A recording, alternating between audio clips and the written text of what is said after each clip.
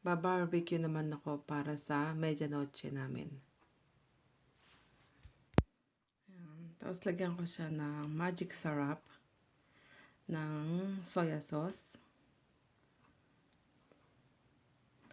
Tsaka ng sesame oil. So, ganito ako guys, mag-barbecue. Then, ng seasoning, asin, paminta, ketchup. Yan. Yung ketchup sa atin, KFC, guys. Tapos, maraming bawang. I love it, maraming bawang.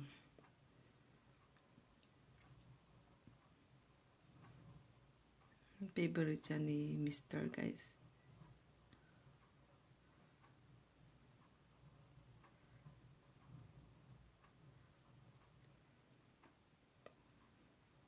And then, lagyan ko din siya ng lemon. Lemon. Maganda yung squeezer na ganyan, no? Yan. So, ilagay natin yung na-squeeze dyan sa pang barbecue. And then, meron pa akong natira na lime. So, ilalagay ko din siya. Tapos, guys, gusto nyo nang maigi yung lime at saka kwan. Kasi, yung balat niya, nakakadagdag siya ng aroma. So, ilalagay ko din yan. Diba? Walang sayang tayo, guys. So, squeeze lang natin siya ng maigi. So, ayan. So, magiging ganyan siya, guys. So, haluin natin siya. And then, ano tawag dyan? Butas-butasin natin siya ng tinidor para mas pumasok yung lasa niya. Minarinate ko to ng overnight, ha. So, kinabukasan ko na siya inihaw.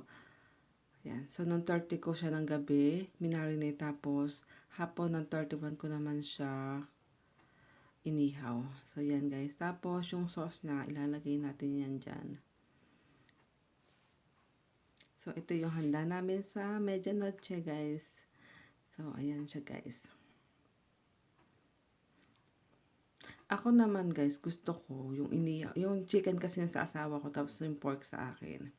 Ang gusto kong gawin sa so, lalagyan ko siya ng onion leaves, ng sili, yan, tapos ng white onion, yung parang sisig siya, ayan.